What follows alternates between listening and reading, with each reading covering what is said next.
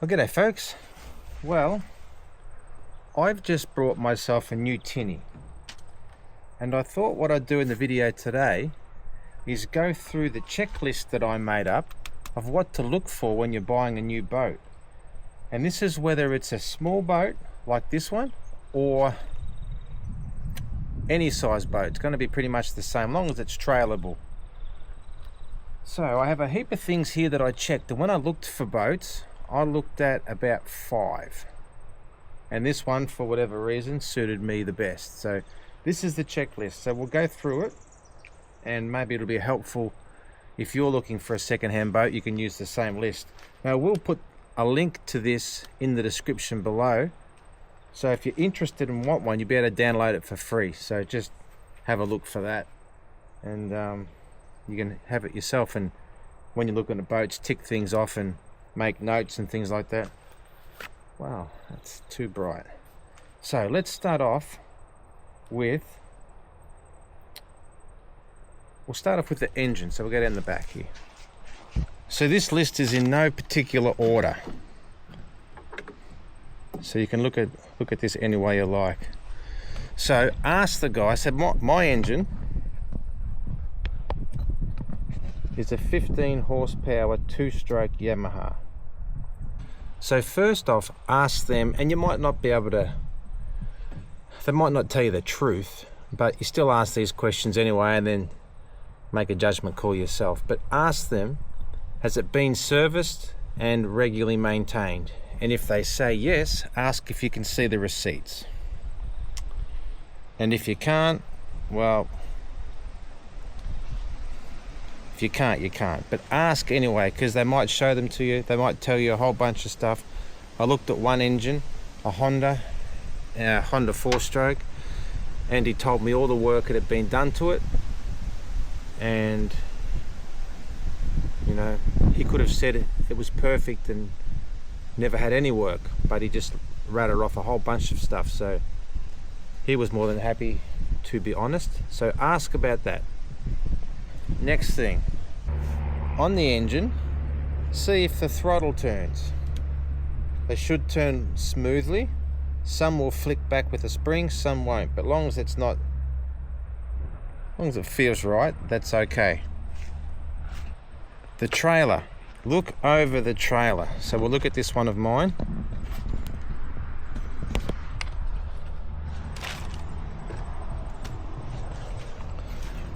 So what you're looking for is just to make sure it's not busted up.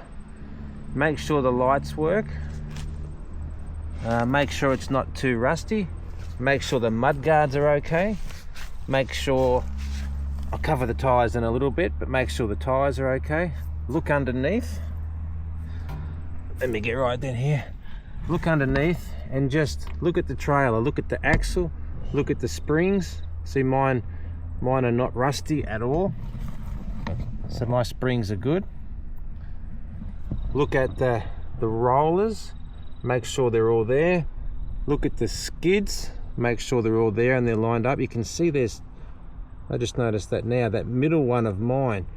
Let me just get down here. Oh, it's a bit hard.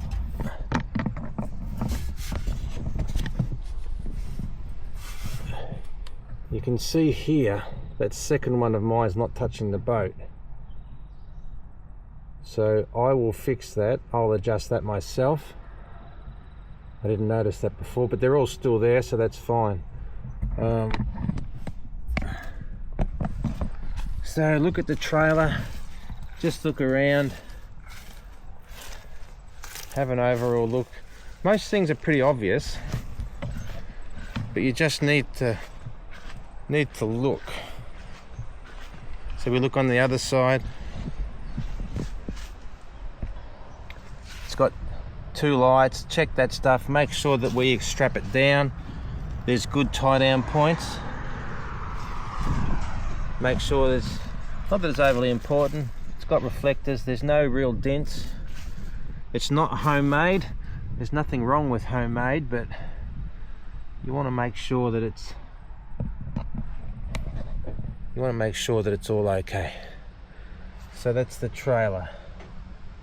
And that other back skid's not touching either, so maybe it doesn't have to. I'll check, I'll ask somebody. So on to the next one. Make sure the lights work. So you can ask them, or get them to plug their trailer into the car. If you have an on-water test where you take the boat out in the water, you can check the lights then. If it's necessary, and if you want to have an on-water test, absolutely ask them. And if they're weird or iffy or hesitant about doing that, I'd look for another boat. So you don't want anything that seems a bit sus. See, if you want an on-water test and they don't give you one, I would skip it. Find a different boat. Now the engine, you want to make sure it goes in and out of gear okay. And this is a little, of course it's a little one, but forward and back. And see, it doesn't go back very well. That could be a problem, or it could be the fact that you've just got to turn the engine over a little bit and spin the prop. I'll spin it with my foot, and it should go in and out. Definitely check it when you start the engine, but don't force it. So that's something to check. This won't go into reverse again now, and it wouldn't go in when I first looked at it in the guy's driveway. So it wouldn't go in and out of gear in reverse sitting in the guy's driveway. But once we started it with the engine ears to the, what do they call those things? You know, when you put the ears on the engine and pump water through it, so you start the engine and then it sucks the water up. The ear muffs. Once we started the engine, it went in and out of gear fine. So check it goes in and out of gear, but don't be overly fussed if it's a little tricky and the engine's not going. So if you have an on-water test or start the engine, that should clear that up if there's a problem or not. So definitely check that in and out of gear. Ask if the boat leaks. A lot of boats leak a little bit. My big boat leaks. I don't know where that leaks from. That's something I've got to get to the bottom of. So don't worry if it leaks a little bit, but ask anyway. You know, it could be just the drain plug that leaks down here. Could be the drain plug, it could be the plug, it could be the plug. There might be little, if it's a little leak, I wouldn't be too fast, but definitely ask if it leaks. The next thing, for no particular reason, if it's a little boat like this one, this is 3.7, if it's a little boat, get in it and just sit in it and just look around while the guy's talking, and just look around. You'll see things from a different angle. You can check whether the gunnel heights are the correct height, like if you're comfortable with them. So when you stand up, you know, you can check whether the height suits you. It might be nice and high, it might be too low, you might be uncomfortable. If they've put a false floor in it, that's going to make the gunnel heights even lower. So if you've got kids, you might not really like it once you get in it and stand up and stand around and see how it feels. So definitely get in it and see what your thoughts are once you're in it. Also ask if the boat's had any repairs. It should be obvious, but ask anyway. So let me get out of here again. So they might tell you, they might not, if it's fiberglass. I'm mainly talking about aluminium boats today, so fiberglass will be slightly different, but still the same checklist will be very helpful. So ask if there's been any repairs or any damage, and then look along the boat. So you can just look along it, and if you just kind of rub your eye up against it, you'll notice whether there's any dents or any repairs. You can run your hand along it, look at it from both ways, get down low and look under. Look for any dents. Look if they've hit anything up the front. That'll be obvious. If they've hit something, there'll be big gouges and scratches. Look on the back. So you can see here, this has had, I wouldn't say it's a repair, but it kind of is. It must have had a bracket for a sander or something on it. So they've welded them up. So that's fine. That's no big deal. But look for anything that might have backed it into something. Look along the edge again for any big obvious dents. Walk along it with your hand and just look. Look. Look again for from the front looking back. Run your eye along it. Look along here to see if there's any dents or big gouges on the on that centerpiece. I forget what that's called now, but just check all that stuff. You'll see a lot and you'll notice a lot. So if they get it serviced once a year, the wheel bearings should have been checked, but ask them if the wheel bearings have been replaced. Grab the wheel, give it a good rattle side to side, and make sure it's not weirdly loose. You don't want that. Check the wheel bearings, check the wheel nuts. Just make sure they're all there. Simple things like that. I'll check the other side while I'm here. I did check it, but you can't check the wheel bearings too much. Give it a good rattle. Check the wheel nuts, make sure they're all there. Check the mud guards. Some are plastic, some you can't stand on, some have been broken, some have been cracked. So check that stuff. Next, we check the winch. So if we look at the winch here, some things to check. Does it have a safety chain? How does the strap look? Does it have a winch handle? Some winch handles are detachable, so they come off and you may lose them. This is good, this one. Undo it. I can't do it now because I'm holding the camera with my other hand. Undo it, let it out, see if it clicks on the way back, and just make sure it works. Make sure the hooks are okay. This has got 2 different hooks, so just check that. That's the winch. The next thing to ask is the boat and the trailer registered? And that's not a big deal, but it's just better if it is. It's one less step in order to transfer it into your name. So ask that. Is it registered? Both the boat and the trailer. The next thing to check is the fuel tank. So you can see mine here. Mine looks pretty good. So just have a look, make sure it's not old and cracked or weird.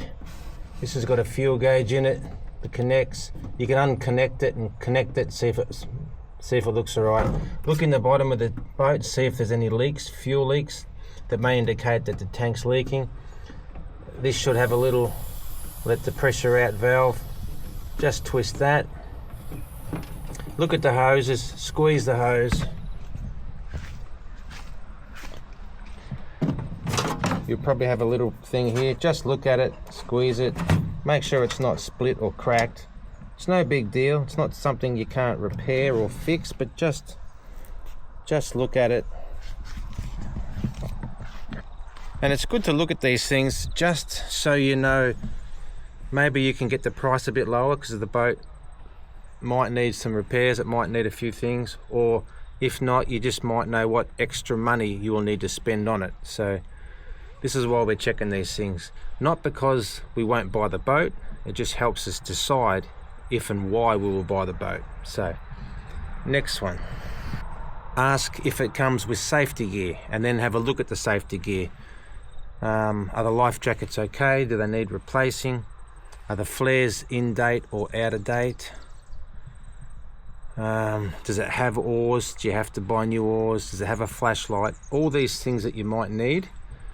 If it comes with it, it's great. If not, it'll be a bit of extra money and you'll have to buy it yourself. So ask about the safety gear and then have a look at it. Don't just take their word for it. So that's that one. Next is the trailer plug. So if we come here, look at the trailer plug, look at the wiring, see if it all looks okay. make sure the plug fits into your car. There might be a different connection. This is a different connection, so I had to get an adapter. So that's just something to check as well. If you're going to buy it, you want to be able to plug it in and drive home. So double check that it's all okay, that it doesn't look like it's cracked or corroded or broken or the wires are split, and make sure it plugs into your car. The next one is find the trailer plate, and mine's here. So the trailer plate, you probably can't read it, but it just tells you the vehicle, the VIN number. It tells you the weight, how much it can tow, and a few other bits of information. So you want to check that, and you want to make sure that it's not too heavy for your car. So you want to know how much your car can tow, and you want to know how much the overall trailer and the boat and the motor and the fuel weigh. So that's very important as well. My other boat, my big boat, it's still under the towing range of the car, so it's fine, but I can feel that the car doesn't love it, which is why I've bought this smaller boat, so I can do a whole lot of other trips a lot easier, and it's easier on the car. So check the weight of the whole lot and make sure it's okay with your car, and it'll say that on this little sticker that all proper trailers should have. When I mean sticker, it's a tin plate that's riveted to the trailer, so keep an eye out for that. I think you need one of those to register it, so if your boat trailer hasn't got one, if it's a homemade trailer, I don't know, you might have some troubles. Anyway, next on our list. So the next thing you want to look at is the tyres.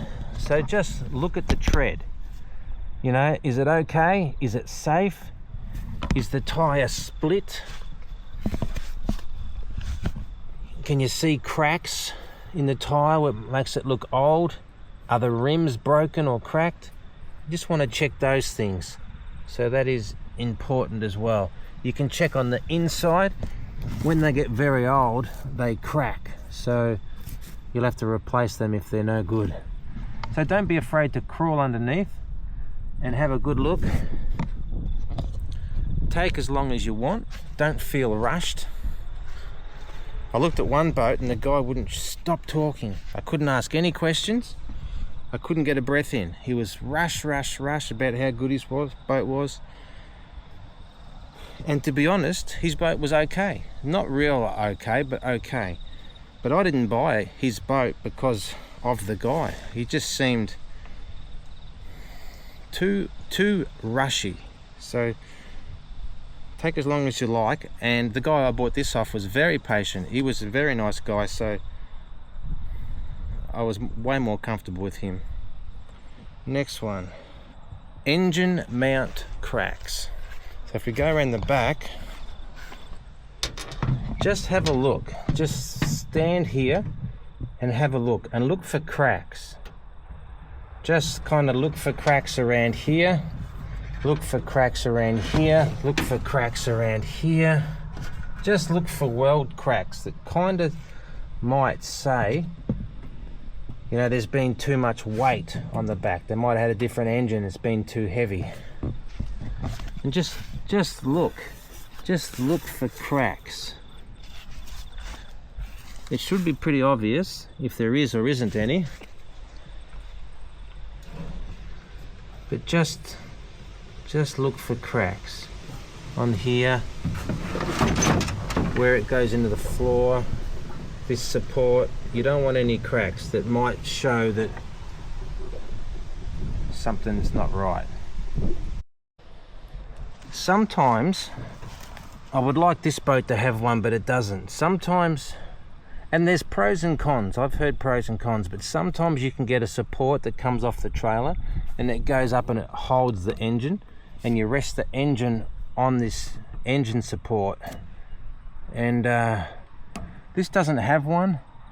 I don't know if it needs one. I put this in here just so that when I drive along it bounces on this wood and not on the actual little support. But I've heard about people that have driven the whole way around Australia with a boat exactly like this. I was talking to him just last night actually. He drove the whole way around Australia just using the designed support engine holder, whatever you want to call that, and he never had a problem. So that's just something to consider, whether it's got an engine support or how they travel, or how they've traveled with the engine, whether they've lashed it up against the boat or just let it bounce on its own support, or whether they've had a trailer engine support. So that's just something else to consider.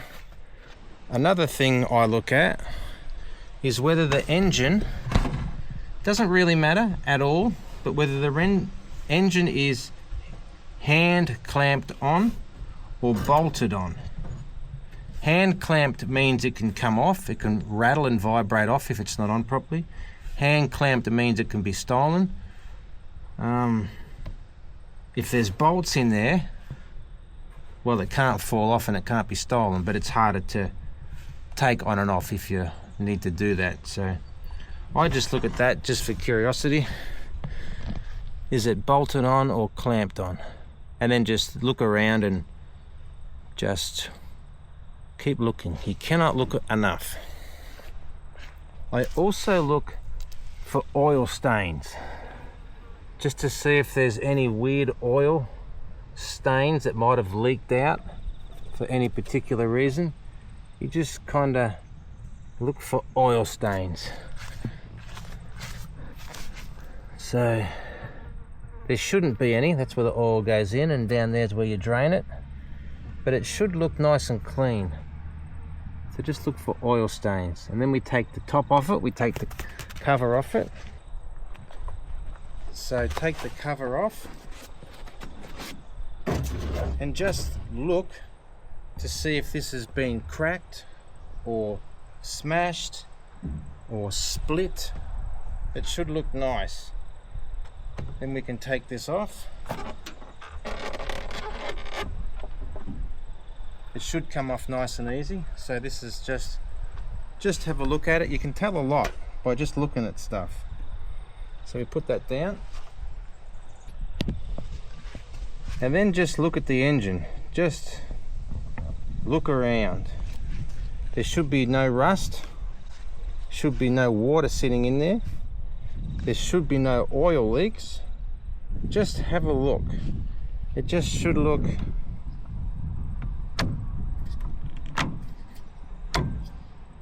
nice. Remember before it wouldn't go into reverse? Well, now it's going into reverse because I've moved the engine. I've spun the prop a few times, so that's fine.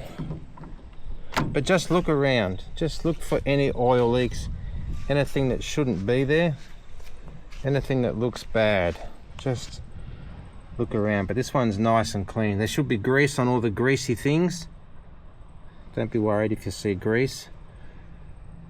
Should look nice like this one does. So that's that. So the next one is just to make sure the engine clicks up and down in all its locations. So so this is a bit hard for me to show you while I'm holding the camera and lifting the engine, but the engine should go up and down at different heights. And you just heard a little click there. This thing should click and put it in its new location as you lift it up. There's one more to go. See, it kind of clicks in by itself and then holds up. To put that down you need two hands, so I can't do it while I'm holding the camera, but just lift the engine up gently and slowly and make sure that the little clicker just does its thing, clicks in and out at each position that it should. It's no big deal if it doesn't, but if it does, it should. So it might be just a bit, the spring might be a bit seized up or something, but that's how it should work.